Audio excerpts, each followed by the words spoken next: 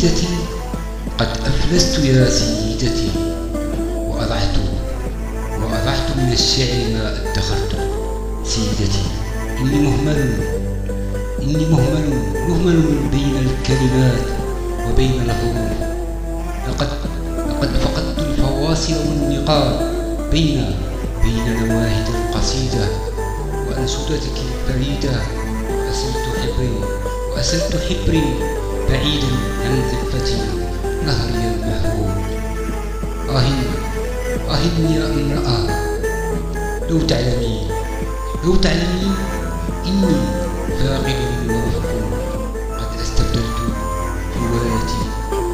قد استبدلت هوايتي في الحب بهواية جمع الطوابع وحفظ النقود. يا امرأة،